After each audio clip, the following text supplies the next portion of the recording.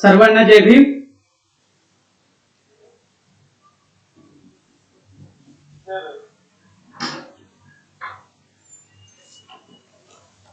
उपस्थित बंधू आणि भगिनींनो, खरं तर ह्या कोविडच्या काळामध्ये ऑनलाईन जे प्रवचन मालिका आपल्या भारतामध्ये जगभरामध्ये जे होऊ घातलेली आहे, तर त्याच्या माध्यमातून या कोविडचं जे भूत आहे त्या भूतावरती आपण पूर्णपणे विजय मिळवत आहोत. कारण बरचसं प्रेशर आहे त्या कोविडचं, आणि त्या प्रेशर मधून जर बाहेर यायचं असेल तर आपल्याला त्या प्रवचन मालिकांचा खूप मोठा फायदा होत आहे. आणि अशाच प्रकारे आपण ऑनलाईन प्रवचनाच्या माध्यमातून ह्या सगळ्या गोष्टी आपण करत आहोत. ही एक चांगला स्तुत्य उपक्रम ह्या इंटरनेटच्या माध्यमातून आपल्या समोर उभा राहिलेला आहे. आपण 23 ऑगस्टला बाबासाहेबांच्या पाणी प्रश्नाच्या बाबतीत भाग 1 च्या माध्यमातून बाबासाहेबांचे विचार पाण्याबद्दलचे आपण ऐकण्याचा प्रयत्न केलेला आहे. आज बाबासाहेबांचे पाण्याबाबतचे विचार भाग 2 बद्दल आपण जाणून घेण्याचा आपण प्रयत्न करूया. कारण बाबासाहेबांनी एक विषय संपला की लगेच दुसरा विषय हाती घेतलेला आहे. एक विचार पूर्ण झाल्याबरोबर लगेच दुसऱ्या विषयाला त्यांनी सुरुवात केलेली आहे आणि त्याचं सुद्धा ते पूर्णत्वाकडे नेलेले आहे. म्हणून बाबासाहेबांच्या आज जो आपण विषय पाहणार आहोत तर ते ओरिसा बद्दल.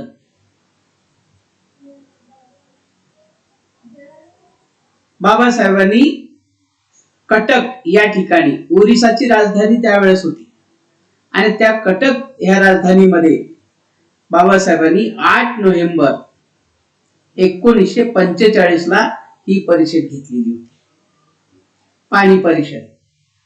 आणि त्या पाणी परिषदेला बाबासाहेबांनी आवर्जून अध्यक्षीय भाषण केलेलं होतं किंवा त्यांचे विचार त्या ठिकाणी त्या परिषदेच्या समोर ठेवलेले होते. आपण त्या अँगलनं त्यांना जाणून घेण्याचा आपण प्रयत्न करूया. तत्पूर्वी पुन्हा पाण्याबद्दलच आता 23 ऑगस्ट ते आजपर्यंत जे काही पाणी परिचय आपण पाहिला होता, तर कदाचित स्मृती तर राहिलं तर ठीक, नाहीतर आपण आपला स्वभाव हा विसरभोळापणा असतो, म्हणून काही गोष्टी पुन्हा थोड्याशा रिपीट पाणी परिचयाच्या करणार आहे. पृथ्वीच्या भूपृष्ठावरील एकूण क्षेत्रापैकी 71% भाग हा पाण्यानं व्यापलेला आहे. पृथ्वीचा 71% भाग. आणि एकूण पाण्यापैकी 97.4% पाणी हे खारं पाणी आहे, आणि 2.6% पाणी हे गोड पाणी आहे. त्या गोड्या पाण्यापैकी 2.1% पाणी हे बर्फाच्या माध्यमातून आपल्याला पाहायला भेटतं. म्हणून 97.4% आणि 2.1% पाण्याचा वापर आतापर्यंत कुणालाही करून घेता आलेला नाही. कारण बर्फामध्ये गोठलेल्या पाण्याला, म्हणजे जमिनीच्या खाली गोठलेलं आहे, आणि ते गोठलेल्या पाण्याचा सुद्धा वापर अद्याप कुणालाही करून घेता आलेला नाही.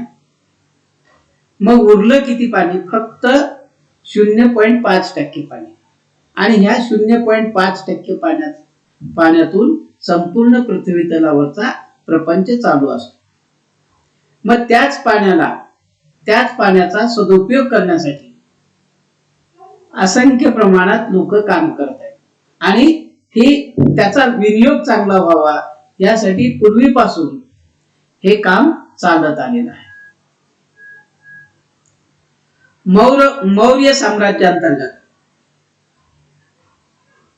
त्यावेळेला सुद्धा छोटी छोटी धरणं बांधून त्यावेळेला कार्य झालेलं आहे. शेतीला इरिगेटेड करण्याचं काम त्यावेळेला करण्यात आलेलं होतं. सम्राट अशोक यांनी सुद्धा काही प्रमाणामध्ये जंगलातल्या जनावरांसाठी विशेषतः त्यांना पाणी प्यायला मिळावं यासाठी सुद्धा त्यांनी छोटे छोटे पाझर तलाव निर्माण केलेले होते. आणि त्या पाझर तलावाच्या माध्यमातून ते जंगलातल्या प्राण्यांना पिण्याच्या पाण्याची सोय त्यांनी उपलब्ध करून दिलेली होती. आणि त्या पाण्याचा उपयोग सुद्धा ते इरिगेशन साठी सुद्धा करत असत. आणि ही गोष्ट खर तर खूप महत्वाची आहे. त्यावेळेला मोठ्या धरणाची संकल्पना काय आलेली नव्हती. छोट्या छोट्या धरणाच्या माध्यमातून आणि विहिरीच्या माध्यमातून पाण्याचा उपयोग करण्यात येत होता. असं जरी असलं तरीही ओरिसाच्या बाबतीत जर बोलायचं झालं तर ओरिसाचं नाव घेतल्याबरोबर आपल्याला लक्षात येतं की सम्राट अशोकाने कलिंगवरती युद्ध पुकारलेलं होतं आणि त्या युद्धामध्ये खूप मोठा रक्तपात झालेला होता. आणि त्या रक्तपाताचा परिणाम होऊन सम्राट अशोकाने युद्ध विराम करून युद्ध बंद करून बौद्ध धर्माचा स्वीकार केलेला होता. आणि बौद्ध धर्माचा प्रचार आणि प्रसार करण्याचं काम त्यांनी तिथून सुरुवात केलेली होती. आणि ही घटना कधीची आहे? इसवी सन पूर्व 261 ला घडलेली आहे, लक्षात घ्या. आणि त्यावेळेच जे कलिंग राज्य होत, राष्ट्र होत, आणि त्या कलिंग राष्ट्राचं आधुनिक नाव जर कोणतं असेल तर ते आहे ओरिसा. हे 1 एप्रिल 1936 ला ते आधुनिक राज्य निर्माण झालेलं आहे.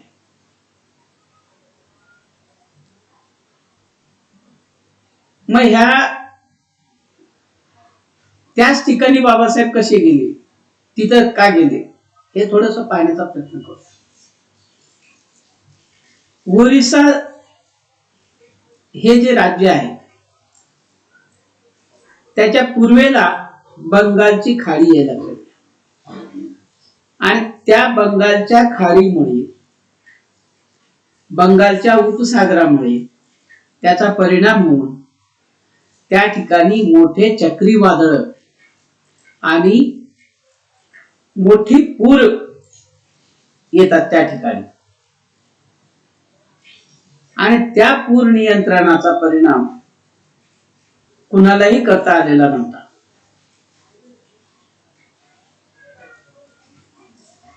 (1872) पासून ते 1928 पर्यंत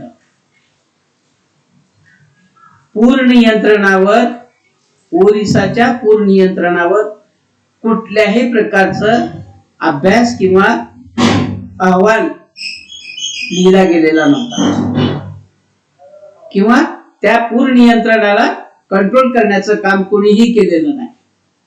आणि त्यामुळे मोठ्या प्रमाणात त्या ठिकाणी पूर येतात. आणि ते पूर आल्यानंतर लाखो एकर जमीन, तिथली माती सगळी वाहून जाते आणि सगळं जंगल बनतं, वाळवंट, जसं राजस्थानमध्ये वाळवंट आहे तसं. आणि त्या वाळवंटाचा एवढा मोठा परिणाम व्हायचा त्या पुराचा की अनेक आजार निर्माण व्हायचे.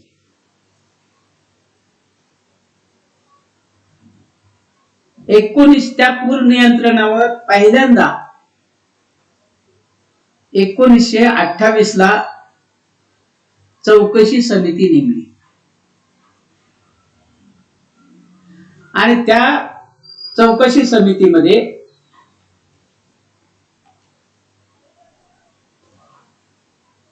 विल्यम हे चीफ इंजिनियर्स त्यावेळेला होते. बंगालचे चीफ इंजिनियर्स, आणि त्या बंगालच्या चीफ इंजिनियरच्या माध्यमातून चौकशी समिती निर्माण झालेली होती. आणि त्या चीफ इंजिनियरनी आपल्या भारतातले जे मोठे इंजिनियर होते, एम विश्वेश्वरैया, हे सुद्धा त्या चौकशी समितीचे सदस्य म्हणून त्यांनी नेमलेलं होतं त्यांना. आणि त्या समितीने पुन्हा ऍडवायझरी कमिटी निर्माण केलेली होती. त्या पूर परिस्थितीवर नियंत्रण करण्यासाठी ऍडवायझरी कमिटी निर्माण झालेली होती. त्या ऍडवायझरी कमिटीने 1937, 1939 आणि 15 मार्च 1945 ला त्यांनी चौकशी समितीला रिपोर्ट सादर केलेला होता. Advisory committee.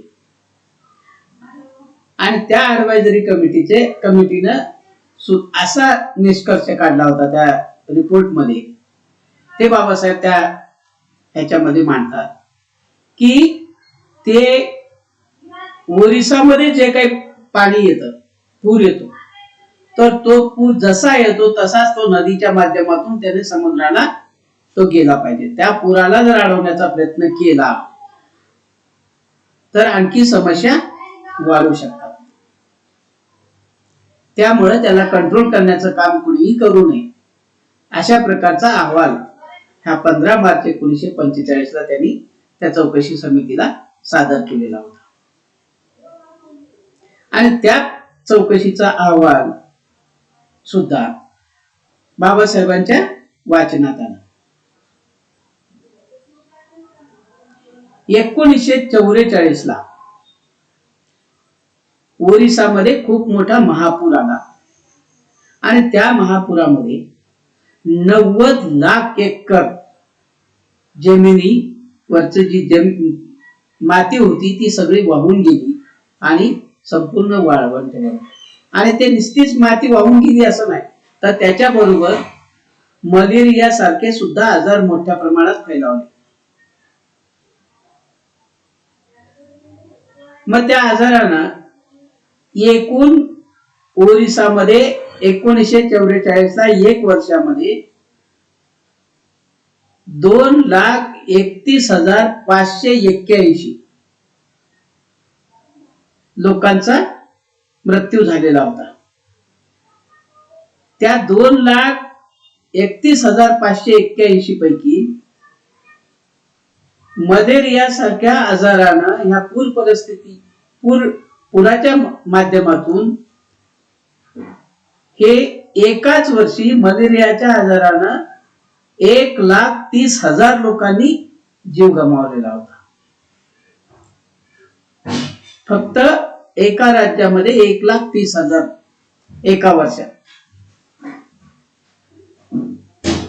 हा त्या मलेरियाच्या आणि पूर येऊन गेल्याच्या नंतर उद्भवलेल्या आजाराच्या माध्यमातून एवढ्या लोकांचा मृत्यू झाल्यामुळे एकूण ते मृत्यूचं प्रमाण किती होतं तर त्याचा रॅशिओ सुद्धा समोर आलेला आहे. तर 3 लोकांपैकी एकाचा मृत्यू हा मलेरिया सारख्या आजारानं झालेला आहे. 3:1. आणि त्यामुळे खूप मोठ्या प्रमाणात जगभरात याची चर्चा चालू झाली. आणि जगभरात याच्यासाठी की एवढा मलेरिया सारख्या आजारानं मृत्यू पावलेला जर जगामध्ये कुठलाही देश किंवा कुठलंही राज्य नव्हतं, ते केवळ ओरिसामध्ये होतं. आणि म्हणून सगळ्या जगाचं लक्ष ह्या ओरिसाकडे लागलं. आणि मग सरकार सुद्धा बाबासाहेबांना त्या पूर परिस्थितीचा अभ्यास करून अहवाल सादर करायला त्यांच्यावरती ती जबाबदारी सोपवली होती. आणि त्यामुळे बाबासाहेबांनी लगेच याच्यासाठी म्हणतो मी की दामोदर व्हॅली प्रकल्पाचा अभ्यास करण्यासाठी किंवा बिहारच्या पूर परिस्थितीवरचा अहवाल घेण्यासाठी बाबासाहेबांनी 23 ऑगस्ट 1945 ला तिथं परिषद घेतलेली होती बिहार कलकत्त्याला. आणि ती परिषद संपून दिल्लीला गेल्यानंतर लगेच दुसऱ्या परिषदेला पुन्हा बाबासाहेबांना कटक या ठिकाणी पाठवण्यात आलेलं होतं. आणि ती सुद्धा काही खूप कमी कालावधी, बघा 2-2.5 महिन्याचा कालावधी आहे. त्या 2-2.5 महिन्यामध्ये परत दुसरा रिपोर्ट सादर करण्यासाठी बाबासाहेबांना सांगण्यात आलेलं. आणि त्या दृष्टीनं बाबासाहेब स्वतः कटकला गेले आणि त्या ठिकाणी त्या परिषदेमध्ये तिथले बंगालचे चीफ इंजिनियर, पुन्हा इन्क्वायरी कमिटीचे सदस्य एम विश्वेश्वरय्या यांना आवर्जून उपस्थित राहायला बाबासाहेबांनी सांगितलेलं होतं. आणि त्यांच्याच समोर ती पाणी परिषद संपन्न करण्याचा प्रयत्न करण्यात आलेला होता. आणि मग सगळीकडे ह्या राज्यामधल्या पूर परिस्थितीवर नियंत्रण कशा प्रकारे आणायचं याच्या विषयी चर्चा चालू झाली. स्वतः बाबासाहेब त्यावेळेला अध्यक्षीय भाषण करत असताना त्यांनी स्पष्टपणे त्या परिषदेच्या समोर त्यांचे विचार मांडले की ऍडवायझरी कमिटीनं कसा चुकीचा रिपोर्ट सादर केलेला आहे इन्क्वायरी कमिटीकडे, याच्यावरती चर्चा बाबासाहेबांनी केलेली आहे पहिल्यांदा.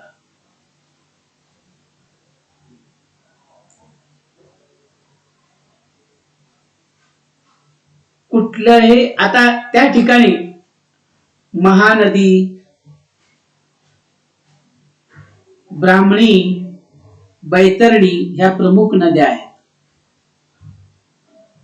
आणि महानदीचं जे क्षेत्र आहे ते 805 किलोमीटरचं आहे. आणि त्यामुळे खूप मोठ्या प्रमाणात ह्या ओरिसामध्ये पूर्ण मोठी नदी जर कोणती असेल तर ती महानदी आहे. आणि त्या नदीला मोठ्या प्रमाणात पूर येतो आणि त्या पुरामध्ये खूप मोठं नुकसान होतं. आणि हे वारंवार मलेरिया सारखे आजार त्यांना लागलेले होते. वारंवार पूर यायचा, मलेरिया सारखे आजार पसरायचे आणि त्यामुळे त्यांना तिथल्या लोकांना सारखंच झालेलं होतं. पूर येतो आणि आजार येतो आणि त्याच्यातनं लोक जातात. त्याला कोणालाही कंट्रोल करता आलेलं नव्हतं. मग त्याच्यावरती बाबासाहेबांनी स्वतः खूप विचार केला की ह्या पाण्याला आता कंट्रोल केलंच पाहिजे. जर पाण्याला कंट्रोल केलं नाही तर पुन्हा पूर येईल आणि परत हीच परिस्थिती समोर येईल. असं वारंवार होत गेलेलं आहे. त्याला आता कुठेतरी बांध घातला पाहिजे आणि म्हणून त्यासाठी अटकाव केलं पाहिजे. आणि याच्यासाठी बाबासाहेबांनी त्या परिषदेचं आयोजन केलं होतं. त्या परिषदेमध्ये बाबासाहेबांनी अमेरिकेमधल्या टेनेसी नदीचा संदर्भ त्या ठिकाणी परत देतात बाबासाहेब. कारण कलकत्त्या मधल्या पाणी परिषदेमध्ये सुद्धा बाबासाहेबांनी टेनेसीचा संदर्भ दिलेला होता. 1890 अमेरिकेतल्या लोकांनी टेनेसी नदीवरती मोठं धरण बांधून त्याच्यावरती पूर नियंत्रण केलेलं होतं. पूर परिस्थितीवर त्यांनी नियंत्रण केलेलं होतं. अगदी तशाच प्रकारे या ठिकाणी सुद्धा आता मात्र बाबासाहेब अधिक अभ्यास केलेला आहे त्यांनी.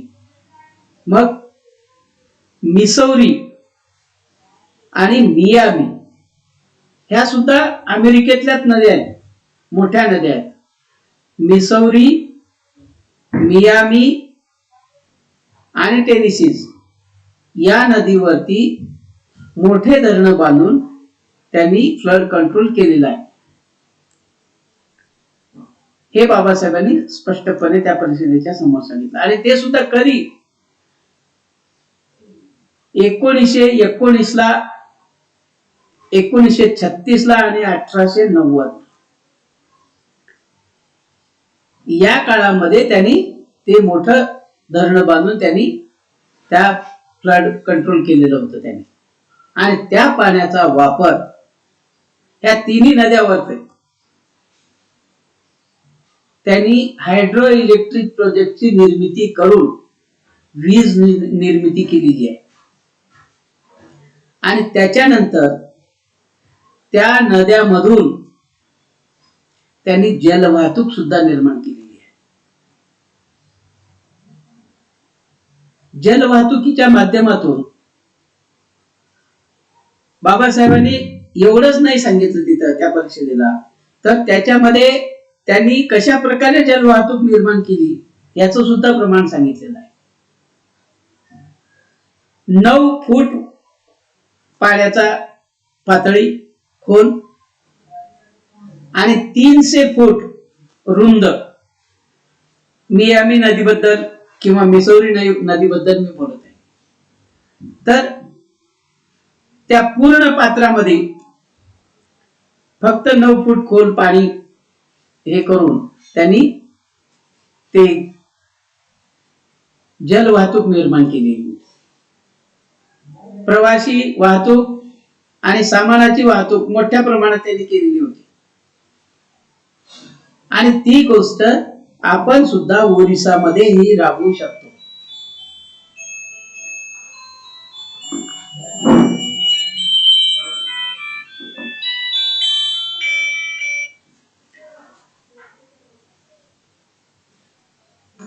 अशा प्रकारे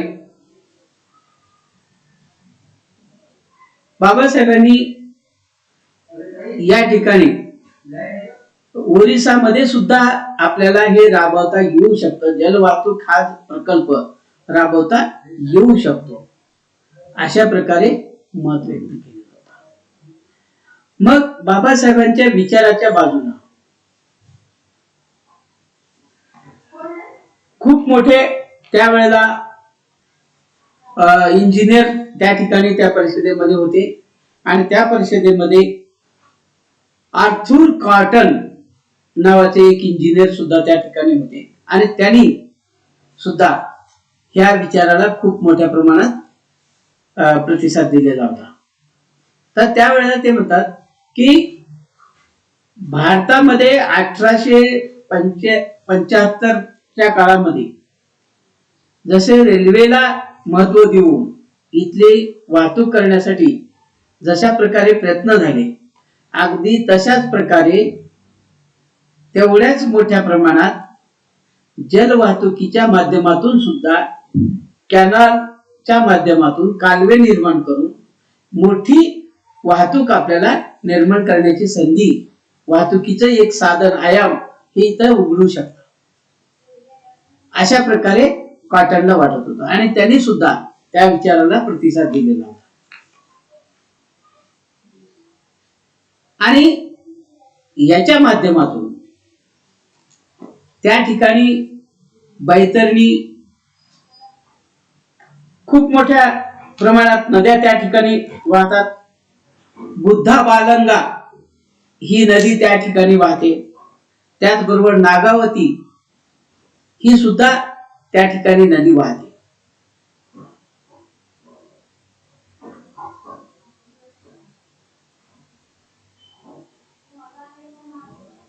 बाबासाहेबांच्या धम्मक्रांतीच्या वेळेला एक प्रश्न विचारला होता पत्रकाराने की नागपूरच धम्मक्रांतीसाठी का निवडलं. तर बाबासाहेबांनी उत्तर दिलं होतं, या ठिकाणी नाग नदी वाहते म्हणून मी नागपूर निवडलेलं आहे.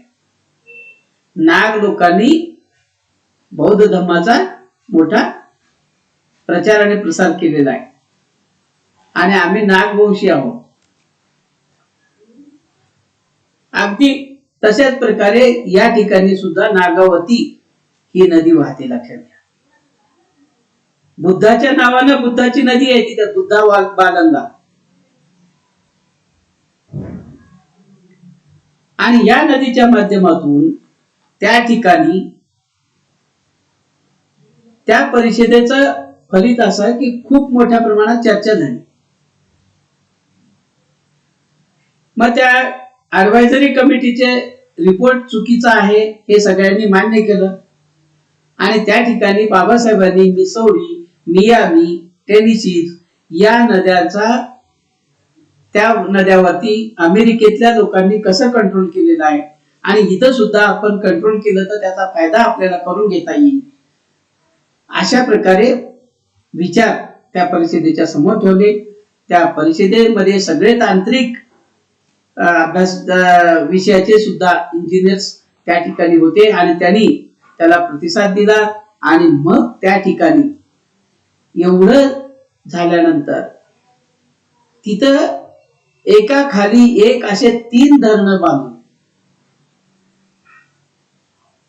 त्या ठिकाणी फ्लड कंट्रोल करता येईल, अशा प्रकारचा विचार बाबासाहेबांनी त्यांना त्यावेळेस सांगितला. तर ते डिबोचे नरज च्या वरती 7 मैलावरती डिबोचे नावाचं ठिकाण आहे. त्याच्यानंतर त्या ठिकाणी आपल्याला धरण बांधता येईल. त्याच्यानंतर टिक्कापुरा या ठिकाणी धरण बांधता येईल. आणि तिसरं जे आहे संबलपूर च्या वरती, अशा ठिकाणी 3 ठिकाणी धरण बांधून मोठ्या प्रमाणात 3ही ठिकाणी हायड्रो इलेक्ट्रिक प्रोजेक्ट चालवता येईल. त्याच्यानंतर त्या पाण्याचा उपयोग त्यातल्या इरिगेटेड लँड साठी करता येईल, इरिगेशन साठी मोठ्या प्रमाणात करतील. आणि असं जर का झालं तर चंदबली ते संबलपूर हे 350 मैलाचं अंतर आहे आणि ते 350 मैलांच्या अंतरामध्ये मोठ्या प्रमाणात जलवाहतूक निर्माण करता येईल. आणि या ठिकाणी फक्त एकच गोष्ट झाली, ती म्हणजे संबलपूरला हिराकुंड नावाचं मातीचं धरण, संपूर्ण विश्वातलं सगळ्यात मोठं धरण निर्माण झालं ह्या पाणी परिषदेच्या नंतर. त्याच दिवशी सगळा अभ्यास करून त्या परिषदेनं मंजुरीसाठी सरकारकडे सुपूर्द केलं, लक्षात घ्या. आणि ते घेऊन बाबासाहेबांनी दिल्लीला गेले आणि दिल्लीतनं मंजुरी घेऊन ते आज हिराकुंड नावाचं धरण त्या ठिकाणी उभं राहील. हिराकुंड धरणाचे काय फायदे झाले? संपूर्ण विश्वामधलं सगळ्यात मोठं मातीचं धरण आहे. आमच्या जायकवाडीचं धरण किती आहे? जायकवाडीचं सुद्धा धरण मातीचं धरण आहे आणि ते 6 किलोमीटर लांबीचं आहे. हिराकुंड धरण किती आहे? 6.5 किलोमीटर लांबीचं आहे आणि संपूर्ण विश्वातलं आहे. हे आमच्या एशिया खंडातलं आहे जायकवाडी, परंतु संपूर्ण विश्वामधलं हिराकुंड धरण हे सगळ्यात मोठं धरण त्या ठिकाणी बांधण्यात आलं. त्या धरणामधून त्याच्या बाजूलाच माचकुड हायड्रो इलेक्ट्रिक प्रोजेक्ट नावानं तिथे निर्मिती झाली आणि मोठ्या प्रमाणात जलविद्युत सुद्धा निर्माण करण्यात येते त्या पाण्यावर.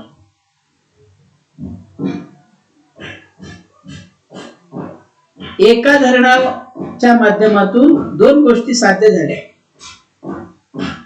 एक, इरिगेशन साठी त्या पाण्याचा वापर होऊ लागला. लाखो एकर शेती आज इरिगेटेड त्या पाण्यावर झालेली आहे.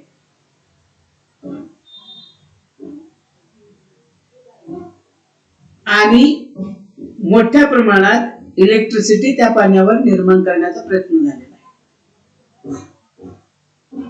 असं जरी झालेलं असलं तरी तिथली समस्या मिटली का? तिथली समस्या मिटली नाही. तिथं आजही मोठ्या प्रमाणात पूर येतात. आताच आपण 8 दिवसापूर्वी तिथं 116 लोक ह्या पुरामुळे वाहून गेले ओरिसामध्ये. ही परिस्थिती थांबली का? नाही थांबली. का नाही थांबली? तर त्याच्यावर नियंत्रण केव्हा शक्य होतं? जेव्हा बाबासाहेबांनी स्वतः सांगितले की दिबोचे आणि टिक्कापुरा एका खाली एक असे धरण 3 काढायचे आणि त्या 3 धरणाच्या माध्यमातून जर का काम केलं तरच ते शक्य होणार होतं. परंतु 3 धरणं न बांधल्यामुळे आपल्याला त्याच्यावर कंट्रोल करता आलं का? फ्लड वरती कंट्रोल करता आलेलं नाही का? हिराकुंड धरण भरल्यानंतर तिथं मोठ्या प्रमाणात पाणी सोडण्यात येतं खालच्या बेसिन मध्ये आणि मग खालच्या बेसिन मध्ये जर पाणी जातं तर मग खाली परत परिस्थिती निर्माण होणार की नाही? होणार. मग ते कुठं चाललं पाणी? सरळ समुद्राला. जर तिथं एवढंच मोठं धरण राहिलं असतं खाली तर त्या धरणाची भूक भाजली असती. तिथं सुद्धा इलेक्ट्रिक प्रोजेक्ट निर्माण झाला असता दुसरा. त्याच्यानंतर तिसऱ्या ठिकाणी परत धरण बांधलं असतं, तिथंही कंट्रोल झालं असतं. आणि त्यानंतर जर समजा असं करत गेलं तर एक नवीन आयाम निर्माण झाला असता आणि या ठिकाणी मोठ्या प्रमाणात जलवाहतूक निर्माण करता आली असती. परंतु तिथं दुसरे 2 धरणं थांबल्यामुळे, निर्माण न झाल्यामुळे पुन्हा तशीच परिस्थिती निर्माण झाली. थोडासा अटकाव झाला हिराकुंड धरणामुळे, परंतु पूर्ण आपण यशस्वी झालो का? नाही झालो. मग सगळे लोक तिथले सुखी झाले का? नाही झाले. सगळ्या लोक ओरिसाच्या सगळ्या गावामध्ये इलेक्ट्रिसिटी पोहोचली का? याचं उत्तर नाही असं येतं. कारण इलेक्ट्रिसिटी निर्मितीचं काम खूप कमी प्रमाणात झालेलं आहे. आज सुद्धा संपूर्ण देशामध्ये 4000 गावांना इलेक्ट्रिसिटी पुरवली गेलेली नाहीये. मग आता प्रत्येक राज्याचा जर विचार केला तर ओरिसामध्ये सुद्धा असं एक गाव आहे ज्या गावामध्ये अजून इलेक्ट्रिसिटी पोहोचलेली नाहीये. हे तर पूर्ण गावाला इलेक्ट्रिसिटी पोहोचण्याचा भाग झाला. मग इलेक्ट्रिसिटी किती लागते त्याचा जर अंदाज केला तर संपूर्ण देशामध्ये सगळीकडे संपूर्ण देशात इलेक्ट्रिसिटी ही संपूर्ण खेड्यामध्ये 12 घंटे इलेक्ट्रिसिटी देतच नाही. मग 12 घंटे इलेक्ट्रिसिटी नसेल तर मग इलेक्ट्रिसिटी चालली कुठं? तर उद्योगधंद्याकडे. मग उद्योगधंद्यामध्ये तरी फुल इलेक्ट्रिसिटी आहे का? तर तिथेही पूर्ण नाही. मग इलेक्ट्रिसिटीची आपल्याला आवश्यकता किती आहे? जलविद्युत निर्मितीची गरज खूप मोठ्या प्रमाणात वाढलेली आहे आणि ती गरज पूर्ण करत नसल्यामुळे आपल्या देशामधलं जे धान्य उत्पादन जे आहे ते मोठ्या प्रमाणात होतच नाही. 12 घंटे इलेक्ट्रिसिटी जर उपलब्ध झाली नाही तर ते पाणी कसं काढणार? पाणी शेतीला द्यायचं कसं? पाणी जरी उपलब्ध असलं तरी देण्यासाठी तरी लाईट लागते. तर ती लाईटच जर उपलब्ध नसेल तर देणार कसं? अशा अनेक समस्या शेतकऱ्यांच्या समोर आहेत. तर त्या सुद्धा निर्माण करण्यासाठी मग इलेक्ट्रिसिटी आज जेवढी निर्मिती होते देशामध्ये त्याच्या दुप्पट निर्मिती जर झाली तरच 24 घंटे इलेक्ट्रिसिटी चालू शकेल.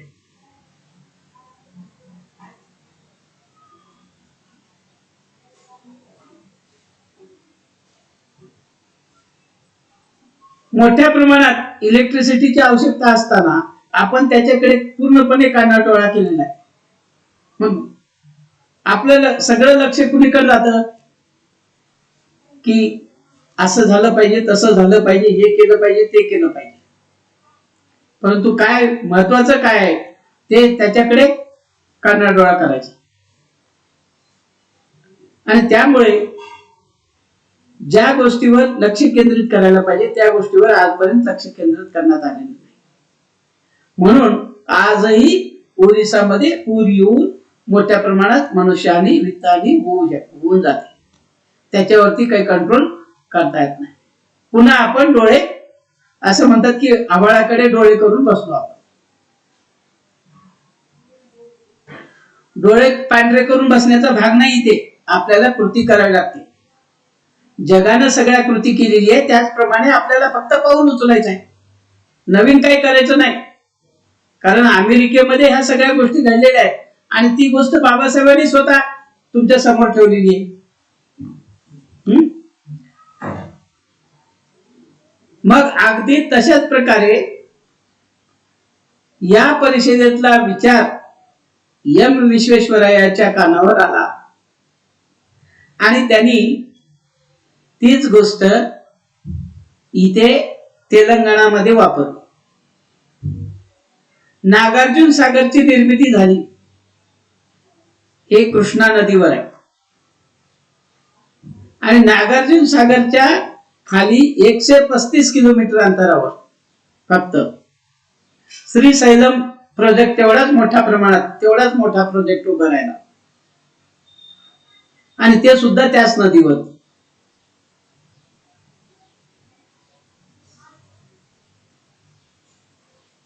$75 फूट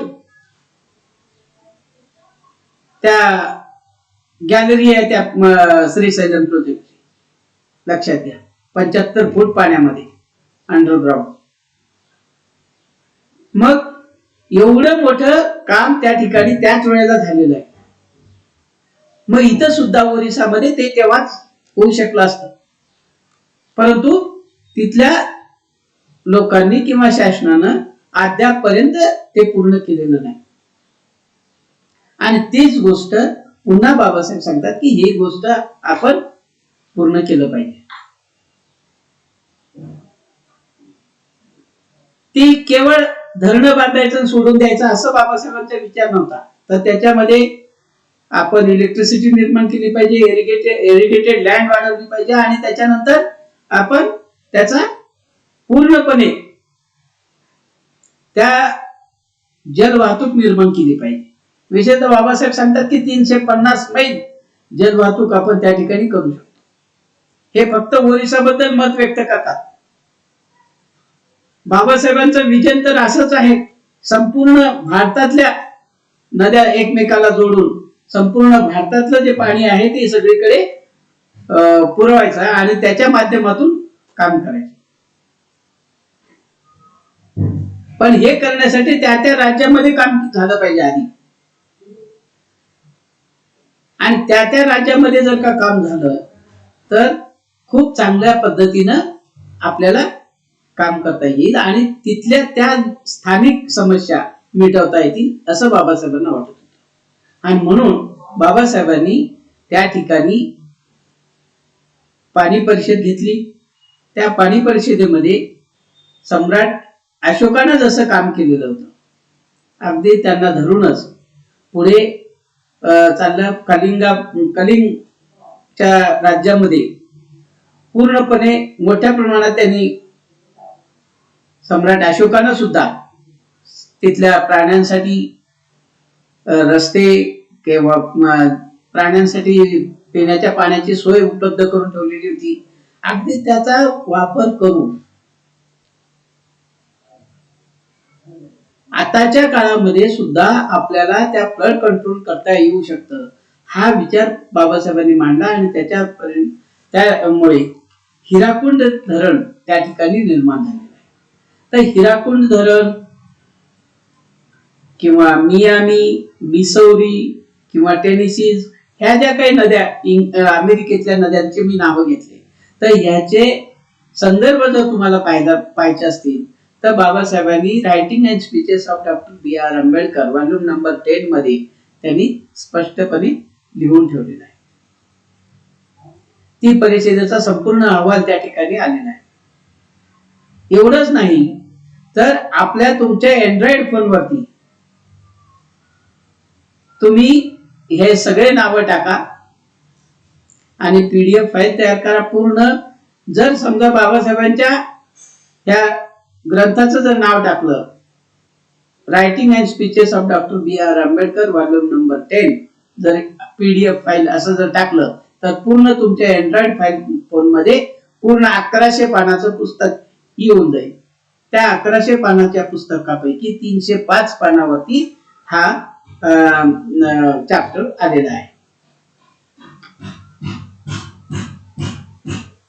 त्याच्यानंतर मियामी, मिसौरी आणि टेनेसी नदीमध्ये जलवाहतूक कशा प्रकारे होते याचे सुद्धा जर तुम्हाला लाईव्ह फोटो पाहायचे असतील किंवा तुम्हाला इंटरनेटच्या माध्यमातून ते फक्त तेवढे नावं टाका आणि तुम्ही ते डॅमचे नावं टाका, त्याच्याबरोबर ते सगळी माहिती येते. डॅमच्या धरणाच्या फोटो सह तुम्हाला ही माहिती तुमच्या अँड्रॉइड फोनवरती येऊन जाते. त्या ठिकाणी खूप मोठ्या प्रमाणात सक्सेस झालेले आहेत आणि त्या सक्सेसच्या आधारे चीनने सुद्धा 3 गोर्जेस प्रोजेक्ट डेव्हलप केला आणि त्या 3 गोर्जेस प्रोजेक्टच्या माध्यमातून सुद्धा जसं त्या अमेरिकेनं कंट्रोल केलेला आहे, अगदी तशाच प्रकारे सगळ्या गोष्टी यांनी इथं अडॉप्ट केल्या चायनानं. तसं सहज शक्य आहे आपल्याला सुद्धा, फक्त आपल्याला ती राबवण्याची आपल्याला क्षमता पाहिजे किंवा ती मानसिकता पाहिजे. मग एवढे पैसे आता कुठून आणायचे, असं पुन्हा पैशाचाच प्रश्न येतो कधी केव्हा. पैसे पैसे पैसे जर करत बसलो ना, पैशाला काहीच होणार नाही. मग कुठे जातील? मग जातील आपल्या महानदीमध्येच वाहून. जर महानदीमध्ये वाहून गेले तर तुम्ही काय राहाल? तुम्ही वाहून जाल. मग आमचे जसे 116 लोक वाहून गेले तसे. त्याच्यामुळं जगातल्या ज्या मोठ्या लोकांनी कामं केलेली आहेत तर त्या मोठ्या लोकांच्या कामाकडे बघून आपण सुद्धा तशा प्रकारचे निर्णय आपल्या देशामध्ये घेतले पाहिजे.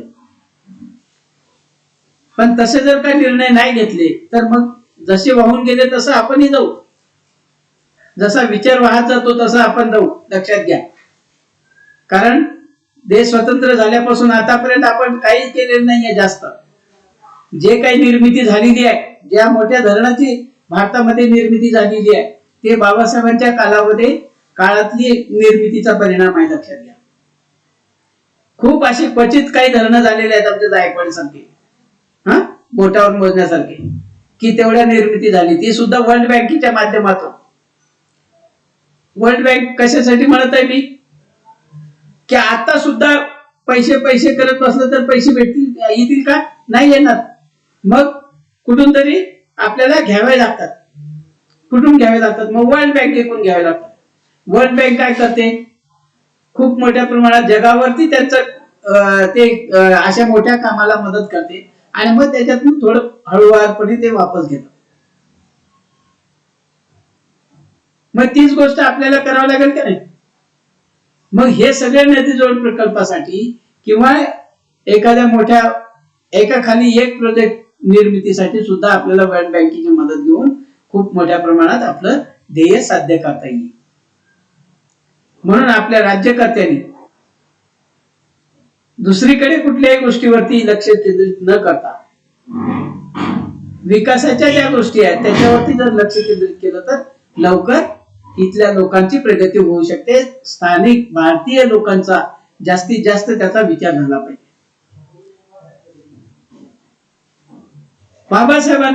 बाबासाहेबांनी जो विचार केलेला आहे सगळ्या लोकांचा विचार केलेला आहे, लक्षात घ्या. भारतातल्या एकूण एक लोकांचा विचार बाबासाहेबांनी केलेला आहे. तर हे पाणी अडवल्यानं काय होतं असं नाहीये. आज हिराकुंड धरण हे आपल्याला साक्ष देते, लक्षात घ्या.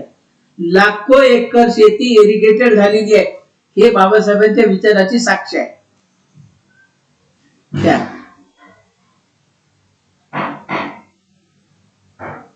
माचकुड इलेक्ट्रिक हायड्रो प्रोजेक्ट पासून खूप मोठ्या प्रमाणात इलेक्ट्रिसिटी निर्माण होते. संपूर्ण अर्ध्या ओरिसाला तिथून इलेक्ट्रिसिटी पुरवली जाते, जसं आपल्या कोयनासारखं आहे तसं. मग तिथल्या लोकांना बाबासाहेब म्हणतात की त्या पाण्याचा वापर कसा करावा हेच माहित नाहीये.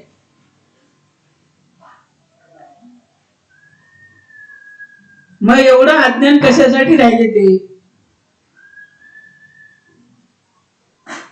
तर विकासाच्या गोष्टी तिथं पोहोचूच दिल्या नाही सरकारनं, किंवा डेव्हलपच केलं नाही. म्हणून आजही तिथला जो साक्षरता दर आहे तो 63.3% आहे, लक्षात घ्या.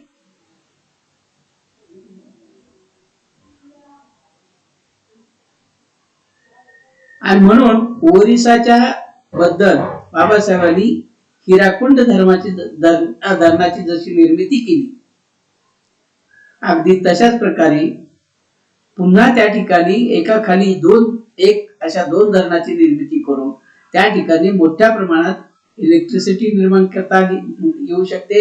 आणि त्याच्याबरोबर त्या पाण्याचा वापर पुन्हा इरिगेशन करण्यासाठी, सिंचित क्षेत्र वाढवण्यासाठी सुद्धा आपल्याला करता येऊ शकतं. मग संपूर्ण राज्यामध्ये जल वाहतूक निर्माण होऊ शकते पूर्णपणे. आणि ह्या गोष्टीला कॉटननी तर त्यावेळेला पाठिंबा दिला, परंतु बाबासाहेबांना सुद्धा वाटायचं की हे त्या अमेरिकेतल्या सारखं सहज शक्य आहे.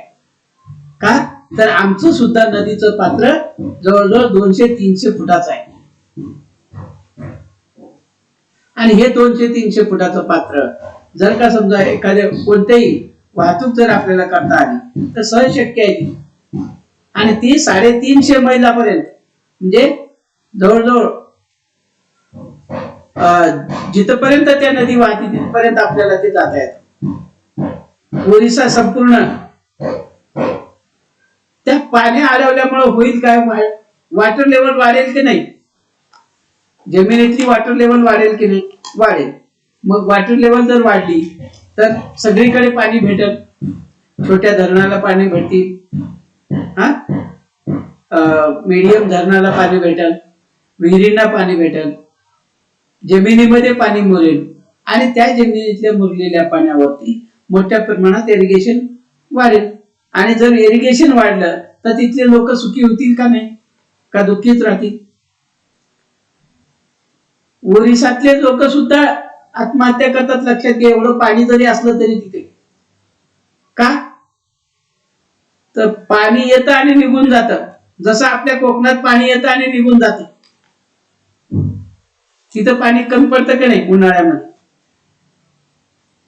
तर तिथं तसं नाहीये कोकणातल्या सारखी परिस्थिती.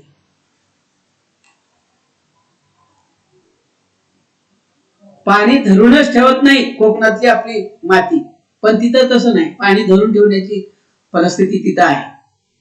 मग तिथं काय, फक्त पूर येतो आणि तो समुद्राला जाऊन मिळतो. मग त्या पाण्याचा वापर खूप मोठ्या प्रमाणात आपल्याला करता आला पाहिजे. जर का समजा पाण्याचा वापर केला नाही तर मग आपण कायम दुष्काळात राहू, कायम संकटामध्ये राहू, कायम असे मलेरिया सारखे पुन्हा आजार थैमान घाले. आता जसं कोविडने थैमान घातलेलं आहे तर तसं मलेरियाने सुद्धा थैमान घालणार.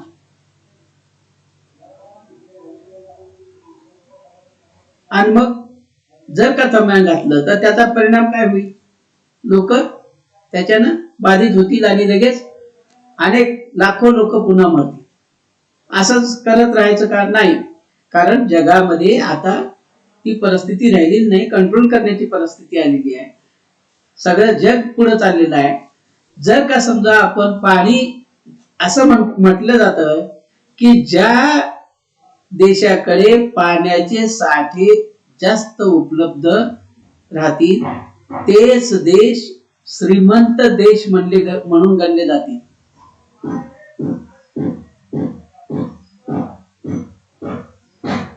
ज्या देशाकडे सोनं किती आहे, डॉलर किती आहे, याला महत्व नाही आहे पुढे चालून. महत्व कशाला आहे? ज्यांच्याकडे पाणीसाठे किती आहेत त्याच्यावरती. मग पाणीसाठे वाढवण्याचं काम बाबासाहेब करत होते का नाही? मग त्या विचाराकडे जाणीवपूर्वक त्यावेळेला दुर्लक्ष करण्यात आलं. उलट 1885 ला जरी आपल्याकडे रेल्वे स्टार्ट झालेली असली तरी त्याचं काम 75 पासून झालेलं आहे, लक्षात घ्या. आणि मग त्यावेळेला त्यावेळेला तो विचार इंग्रजांनी आणला आणि ते राबवण्याचा प्रयत्न केला. त्याच वेळेला इंग्रजांनी हा सुद्धा विचार आणलेला आहे की कालव्यांच्या माध्यमातून जलवाहतूक आपल्याला करायची आहे. परंतु त्यावेळेस दोन प्रवाह चालले.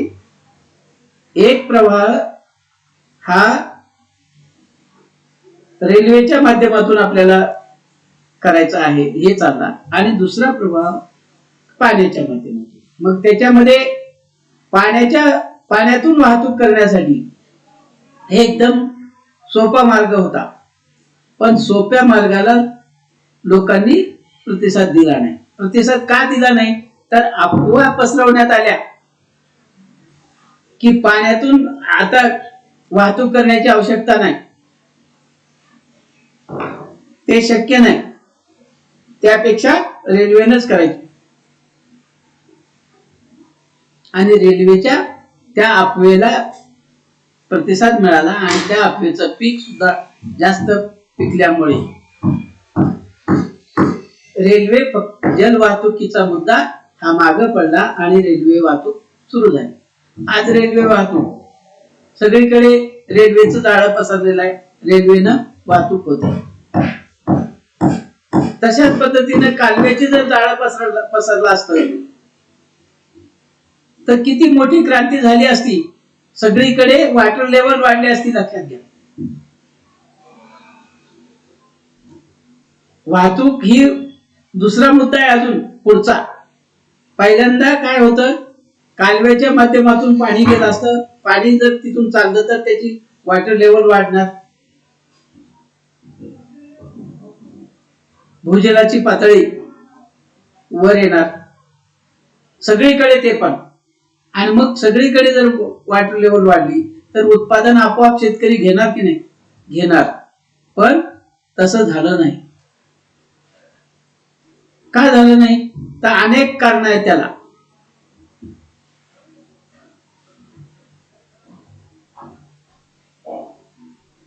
कालव्याच्या माध्यमातून सुद्धा पाणी कशा प्रकारे सोडायचं किंवा तो कालवा सुस्थितीत कसा ठेवायचा, तो डेव्हलप कसा करायचा, याच सुद्धा मानसिकता पाहिजे.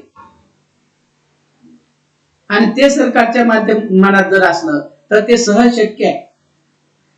आणि सरकारने आता काय केलं पाहिजे, आपलं पूर्णपणे जसा एखादा साप कात टाकून पुढे पळतो, अगदी तसं आपण सरकारनं सुद्धा मागच्या जुन्या सगळ्या गोष्टी झटकून आता पुढे जाण्याची गरज आहे. विकासाच्या गोष्टी आपल्याला स्वीकाराव्या लागतील. जर का विकासाच्या गोष्टी स्वीकारल्या नाही तर मग अंधकार समोर आहे सगळा.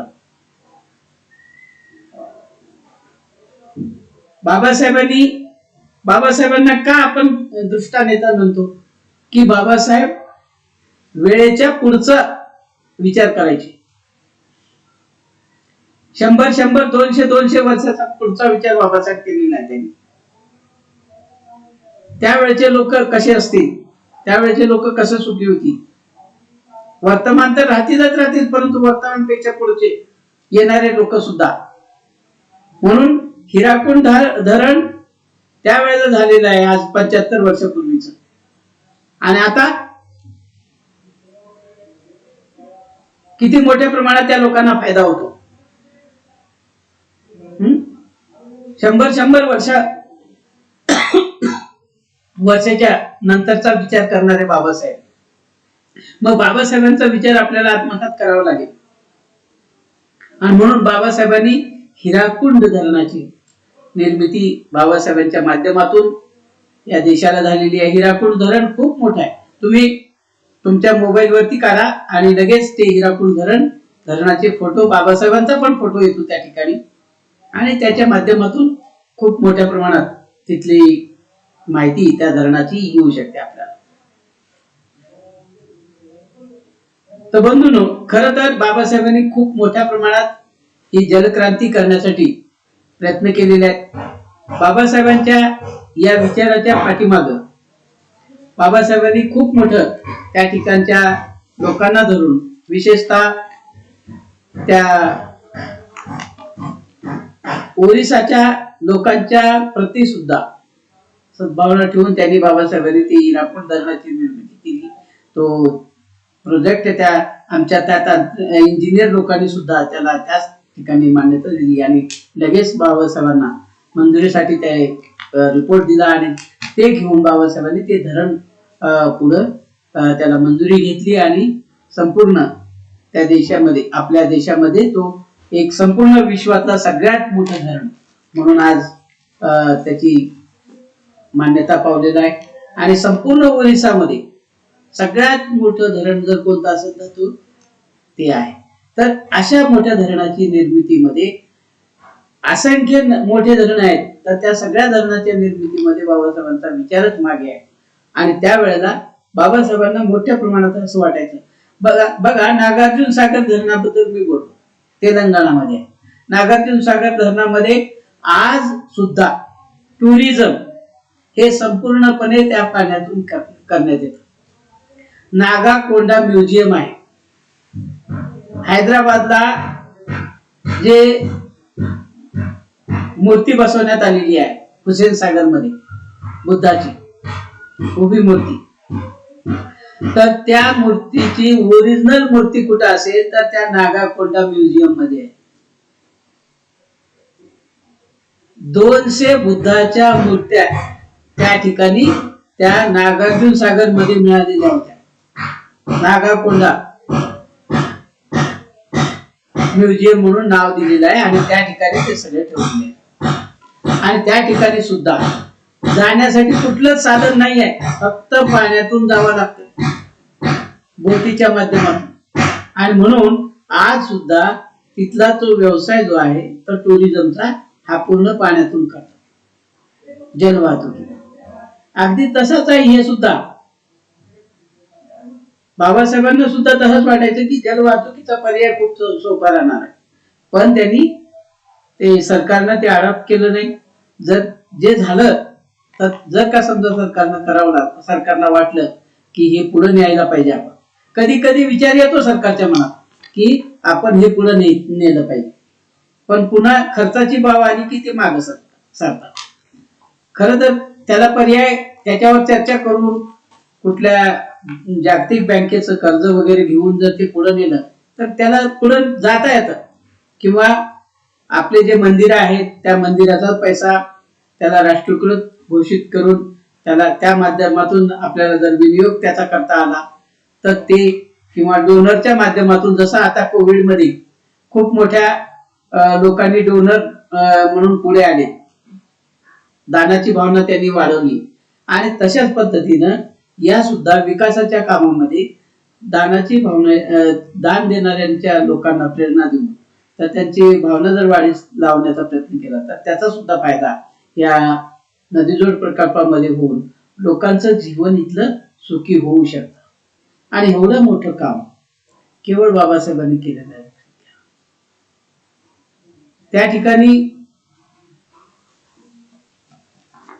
आपण फक्त दामोदर व्हॅली प्रोजेक्ट कडे पाहतो, तर दामोदर व्हॅली प्रोजेक्ट पण बाबासाहेबांनी निर्माण केला. ते सुद्धा त्या बिहार, कलकत्ता या ठिकाणचं पूर परिस्थिती नियंत्रणावरती ती थांबलेलं काम केलं होतं. आणि आता सुद्धा या ठिकाणी ओरिसामध्ये हिराकुंड धरणाची निर्मिती करून त्या ओरिसामधली पूर नियंत्रण बाबासाहेबांनी काय प्रमाणात केलं. परंतु आज सुद्धा मोठ्या प्रमाणात इलेक्ट्रिसिटी निर्मिती झाली पाहिजे, मोठ्या प्रमाणात पाणी अडवलं पाहिजे आणि त्या पाण्याचा वापर हा आणखी मग लाखो एकर जमीन इरिगेटेड झाली असं मी म्हणालो ओरिसामध्ये हिराकुंड धरणाच्या माध्यमातून. मग संपूर्ण ओरिसामध्ये पाणी फिरलं का ते नाही.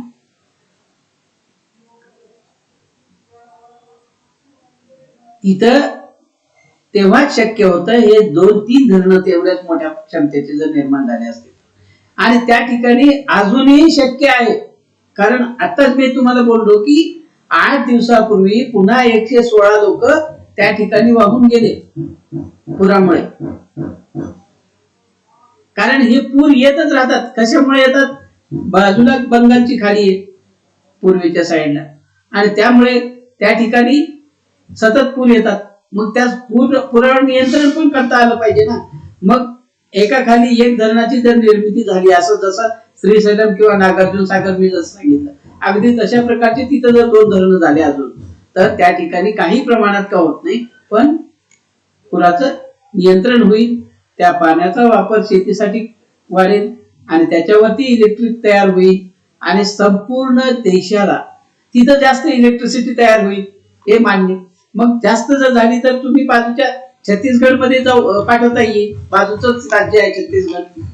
छत्तीसगडकडे ती इलेक्ट्रिसिटी सप्लाय करता येतं आणि असं हे करता आलं पाहिजे. जिथं पाण्याचा जास्त वापर आहे किंवा जास्त उपलब्धता आहे त्या ठिकाणी इलेक्ट्रिसिटीचे प्रोजेक्ट आपल्याला निर्माण करावे लागते. फक्त पाण्याच्याच माध्यमातून इलेक्ट्रिसिटी होते अशातलं मला म्हणायचं नाही. परंतु सोपा मार्ग आहे हे. कारण 2 गोष्टी आपण तिथं 2-3 गोष्टी होत आहेत एकाच वेळेला. एक आहे पूर नियंत्रण, दुसरं आहे त्या पाण्याचा वापर शेतीसाठी होतो, त्या पाण्याचा वापर इलेक्ट्रिसिटीसाठी होतो. इलेक्ट्रिसिटी निर्माण केल्यानंतर तेच पाणी पुन्हा धरणात सोडलं जातं जसं आमच्या कोयण्यामध्ये आहे तसं. परत रियूज होतो त्याचा. रियूज झाल्यानंतर परत आपण ते कालव्यामध्ये सोडून त्याचा जलवाहतुकीसाठी आपल्याला करता येऊ शकतं. असे बहुउपयोगी उपयोग या पाण्याच्या माध्यमातून आपल्याला करता येतात. म्हणून हे करणं आपल्याला जास्त गरजेचं आहे. मग आता सौर ऊर्जा हा प्रकल्प सुद्धा आलेला आहे. सौर ऊर्जेसाठी जागाही व्यापली जाते आणि फक्त तेवढा एकच पर्याय आपल्याला मिळतो. पण इथं तसं नाही आहे. या पाण्याचा बहुउपयोगी उपयोग होणार आहे. आपलं इरिगेटेड लँड वाढणार आहे, पूर परिस्थितीवर नियंत्रण होणार आहे, इलेक्ट्रिसिटी निर्माण होणार आहे, लोक सुखी होणार आहेत, जलवाहतूक निर्माण होणार आहे. अशा अनेक कामं त्या ठिकाणातून करता येऊ शकतात. म्हणून सरकारनं किंवा शासनानं बाबासाहेबांच्या त्या विचाराला प्रतिसाद दिला पाहिजे. बाबासाहेबांना खूप मोठ्या प्रमाणात वाटायचं की हे झालंच पाहिजे आणि हे शक्य आहे. पण ते त्यावेळेला त्या सरकारनं ते आर्थिक कारण सांगून त्याला थोडस बाजूला सांगण्याचा प्रयत्न केला. बाबासाहेब विरोधी पक्षामध्ये होते त्यावेळेला. त्याच्यानंतर त्यामुळं जरी त्यांना वाटत असलं तरी ते जास्त हे करत राहिले नाही. परंतु ज्या ज्या वेळेला त्यांनी गव्हर्नमेंट मध्ये सामील झालेले होते त्या वेळेला त्यांनी ते मंजूर करून घेतलेलं आहे आणि त्यावेळेला त्यांचा तो विचार आहे तो जास्तीत जास्त पुढे नेण्याचा प्रयत्न केला.